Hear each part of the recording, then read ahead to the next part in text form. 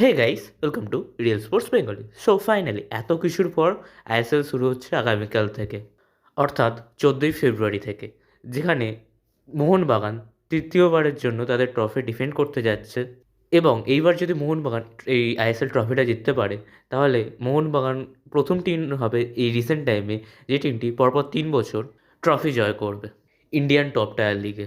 আর সেটি হওয়ার সম্ভাবনা যথেষ্ট বেশি, কারণ এই আইএসএলের আনসার্টেনিটির মাঝখানে অন্যান্য টিমগুলো তাদের টিমকে প্রপারলি তৈরি করতে পারেনি, এবং এই সবকটা টিমের মধ্যে মোহনবাগান অন্য প্রতিবারের মতো এবারেও সবথেকে স্ট্রংগের দল হিসাবে নামতে চলেছে। এবং এর সাথে বলে দিই, এভাবে কোনো আইএসএলের ফাইনাল হবে না, একমাত্র আইএসএলের লিগ সিরিজ যেভাবে যেতে হতো, অর্থাৎ পয়েন্টস টেবিলের টপে যে টিমটি শেষ করবে সেই টিমটি এবারে আইএসএল চ্যাম্পিয়ন হবে। যেখানে মোহনবাগান কালকে কেরালার সাথে ওপেনিং ম্যাচটি খেলতে নামছে।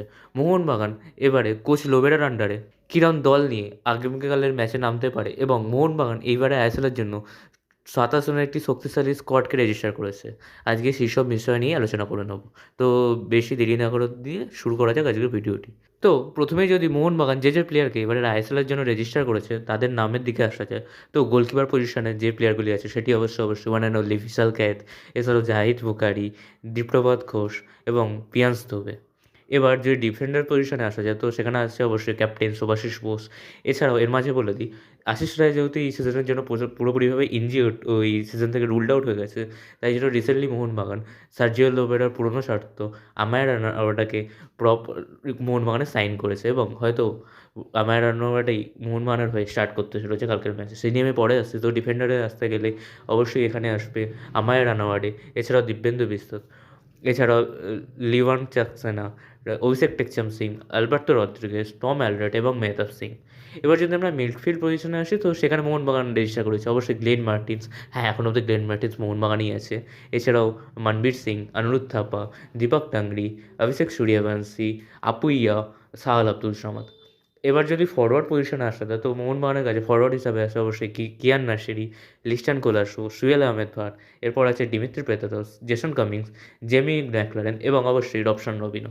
অর্থাৎ এই 27 জনের স্ট্রংগেস্ট টিম নিয়ে মোহনবাগান এবারে আইএসএলে নামতে চলেছে। ও হ্যাঁ, এর মাঝখানে আমি একটা ছোট্ট কথা বলতে ভুলে গেলাম। মোহনবাগানের উইঙ্গার সালাউদ্দিন মোহনবাগান ছেড়ে বেশ কয়েকদিন আগে কেরালাতে যুক্ত হয়েছে। অর্থাৎ এই মাঝখানের সময়টায় আমার রান্নাবান্না মোহনবাগানে এসেছে, এবং সালাউদ্দিন মোহনবাগান ছেড়ে কেরালাতে যুক্ত হয়েছে। এবার যদি কালকের ম্যাচে আসা যায়, তো কালকের ম্যাচে মোহনবাগান হয়তো এরম ফরমেশনে যেতে পারে, যেখানে গোলকিপারের পজিশনে অবশ্যই আছে বিশাল ক্যাথ, সেটা নো ডাউটলি বাচ্চাও বলতে পারবে। ডিফেন্স পজিশনে মোহনবাগান লোবেরা যেভাবে প্র্যাকটিস ম্যাচগুলো খেলেছে সেই অনুযায়ী হয়তো এইভাবে যাবে, যেখানে থাকবে মেহতাব সিং ও অ্যালবার্টো রড্রিগেজের সেন্টার ব্যাকের পেয়ার, এবং আমায় রানোয়ারের সাথে ক্যাপ্টেন শুভাশিস বোস হয়তো দুটো রাইট ব্যাক ও লেফট ব্যাক পজিশনে থাকবে। আমি এখানে টেকচাঁদ সিংকে এগিয়ে রাখতাম, বাট আমায় রানোয়ারে যেহেতু সার্জিও লোবেরার পুরনো ছাত্র, এবং সার্জিও লোবেরা তার খেলাটা জানে, তাই হয়তো আমায় রানোয়ারেই স্টার্ট করতে চলেছে। এবার যদি মিডফিল্ড পজিশনে আসা হয়, তো মিডফিল্ড পজিশনে অবশ্যই হতে চলেছে আপুইয়া, তার সাথে হয়তো স্টার্ট করতে পারে অনুরোধ থাপা, এবং অথবা সাহাল আব্দুল সামাদও এই জায়গায় স্টার্ট করতে পারে। এবার যদি আমরা দুটো উইং বরাবর দেখি, সেখানে অবশ্যই থাকবে রবশন রবিনো এবং তার সাথে লিস্টান গলাসো। এরা দুজন নিজেদের পজিশন চেঞ্জ করে খেলবে, অর্থাৎ একজন রাইটে খেলবে, একজন লেফটে খেলবে, এবং মাঝখানে তাদের পজিশন চেঞ্জ করে নেবে। এবং স্ট্রাইকার পজিশনে অবশ্যই থাকবে ডিমিত্রি পেতাতস এবং সাথে জিমি ম্যাকলারেন, এবং জেসন কামিংস অবশ্যই সাবস্টিটিউট হিসাবে নামবে 60 মিনিটের পর হয়তো। এইভাবেই হয়তো মোহনবাগান কালকের ম্যাচে নামতে চলেছে। আপনাদের কি মতামত প্লেইং 11 নিয়ে অবশ্যই কমেন্টে জানান।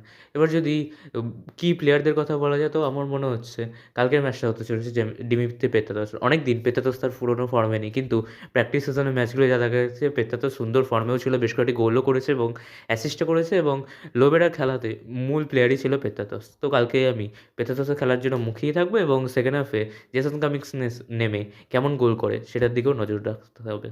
কারণ জেসন কামিংস রিসেন্ট টাইমে বেশি মিনিট না পেলেও সেকেন্ড হাফে যেটুকুনি খেলেছে, ও প্র্যাকটিস ম্যাচে যেটুকুনি খেলেছে, এখন অবধি টপ স্কোরার মোহনবাগানের জন্য অবশ্যই জেসন কামিংস। তো আপনাদের কী মনে হয় মোহনবাগান কালকে কীভাবে ম্যাচটি খেলবে এবং কীরকম টিম নামাবে অবশ্যই কমেন্টে জানান, এবং মোহনবাগান কালকে কত গোলে জিততে চলেছে অবশ্যই কমেন্টে জানান। আজকের মতো এইটুকুনি বন্ধুরা, ভিডিওটি ভালো লাগলে অবশ্যই একটি লাইক করে দেবেন এবং চ্যানেলটিকে সাবস্ক্রাইব করে দেবেন। টাটা।